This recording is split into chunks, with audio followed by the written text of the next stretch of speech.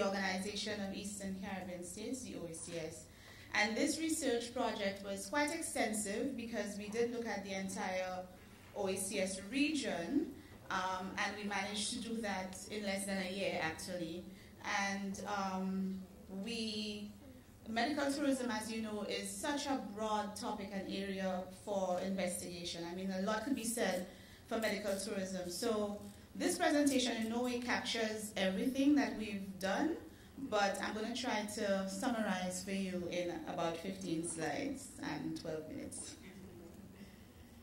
Okay, I think this morning we heard the minister saying that Caribbean survival is based on competitiveness and integration into global supply and value chains. And I think he captured it very well when he said this. So this is what this presentation is really about. It's looking at offshore medical schools in the OECS region and how they can position themselves, first of all, within the educational tourism value chain, and secondly, what needs to be done for them to upgrade and move into a medical tourism value chain. So we looked at two value chains, actually.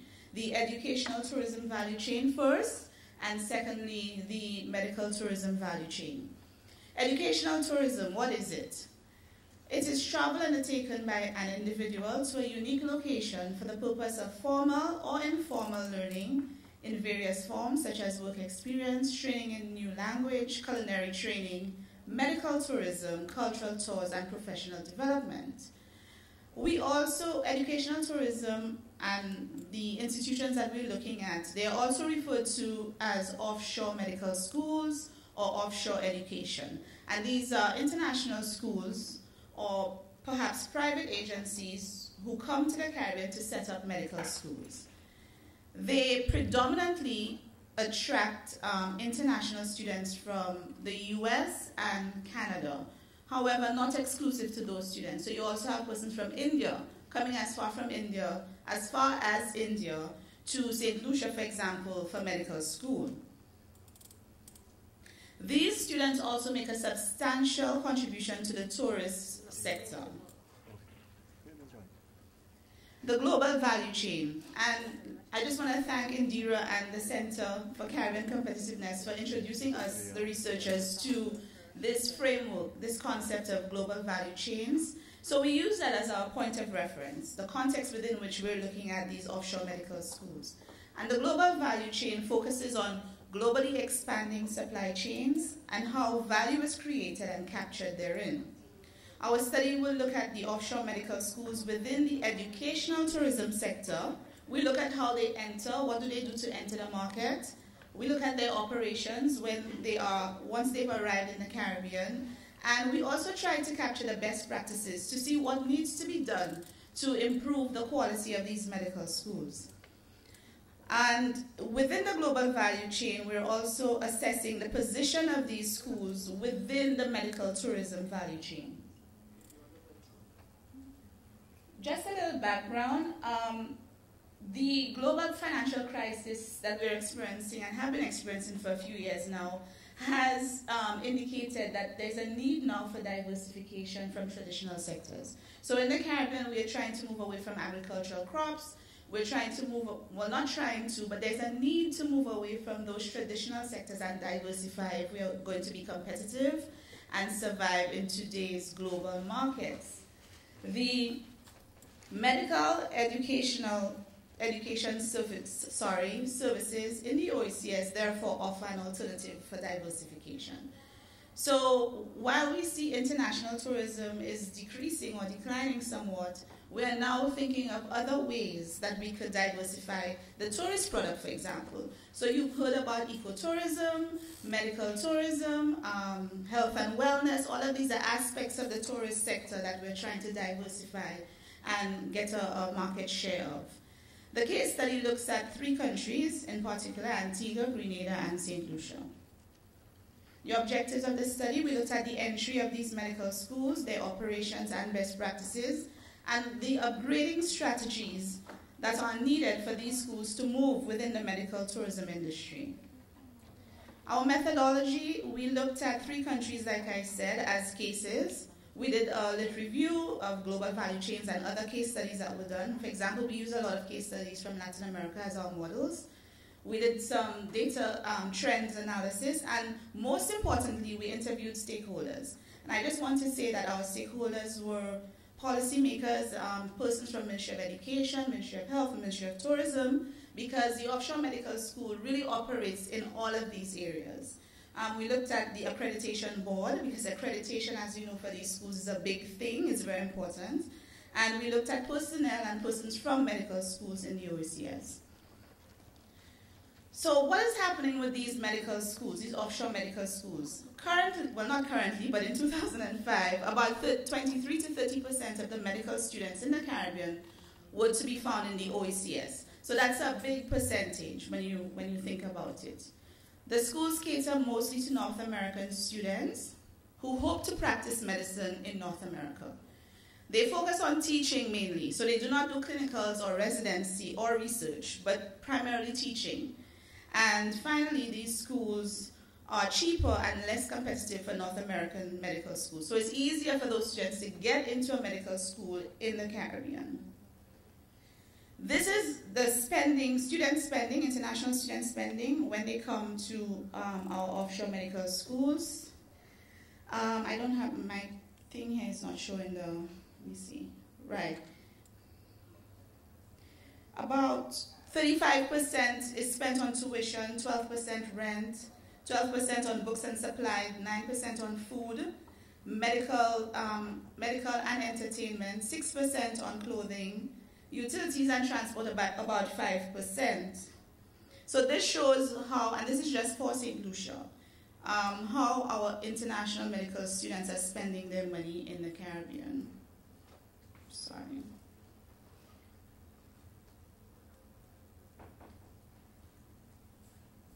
What are the factors driving the demand for the offshore medical schools? First of all, the cost of education, because it's cheaper for those students to come to the Caribbean to school than to go to school in the US or Canada. Secondly, the brand, the name of the brand. So for example, in Grenada, we have St. George's University, which was started in 1977. And they have developed quite a reputation in the Caribbean. They have quite a brand, which is very important, not just for students, because a lot of students come to the OECS because of the St. George's reputation, and also the reputation that the Caribbean's educational system is of a good quality, a good standard, modeled on the British system, and even surpassing the British system in some cases. But also, the St. George's University also serves to attract other persons wanting to set up medical schools, because St. George's has been successful financially, and it's been very lucrative. So other persons, many of them private business persons, come to the Caribbean to set up those medical schools based on that. Then also there is, the Caribbean also represents a sort of stepping stone for many students. So for example, those medical students coming from India, it's easier for them to come to school in the Caribbean and use it as a stepping stone to get into the US system. Reputation and quality of our programs are very good. Also, it's convenient, and we have geography, proximity to the US. We have other issues like the Caribbean climate, which we know everybody wants to come to the Caribbean, good weather, beaches, everything. So you come, you study, and you have the beauty and relaxation of the Caribbean as well. Now, this is what the education tourism value chain looks like. What's important here is that if you go horizontal across the value chain, you have activities which are pre-education. So what happens before the student actually starts school in the Caribbean? Education, what happens in terms of delivery of programs, etc. And post-education, what happens after. You also have those other sectors within the Caribbean that are involved and very important to the package that is offered. So just to explain the value chain a bit more, the value chain includes the activities centered around recruitment, teaching, research, and overall educational package for students and faculty. It shows activities along pre-education, education, and post-education. And what we need to know is that most students who come to the Caribbean or to the OECS region, they do not go through all of those stages. So mainly they come to get their degrees, MD degrees, and leave. Okay. And leave to go to do their residency and clinicals in the US or Canada. So in terms of moving the offshore medical schools into the medical tourism value chain, we looked at several upgrading strategies. In other words, what needs to be done to improve the quality of these medical schools, to increase and better their offerings and their packaging, so that they can now move into a medical tourism global value chain. So I have three main strategies here, even though the study found several more. I just want to focus on product upgrading. And for product upgrading, we have several things. So for example, improving your infrastructure, facilities and technology to make it at a comparable standard to those universities in the US and Canada. Improving your capacity and increasing capacity. So for example, instead of just offering teaching programs, we now need to look at how we could focus on, for example, research, moving into research. So I think some of the universities have already started it. I think it's St. George's in Grenada again.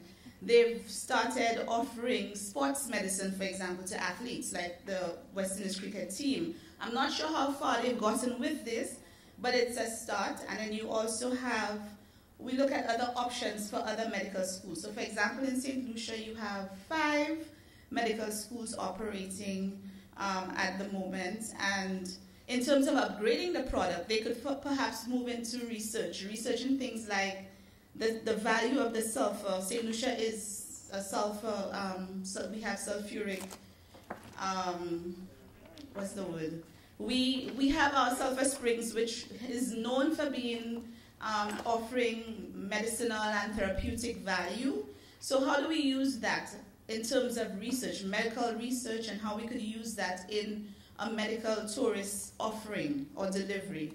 The product upgrading also, I think something else that was important for us is that the OECS countries include several small states. So rather than everybody offering the same thing, we looked at how the different OECS countries could differentiate their offerings so that we're not offering the same thing. So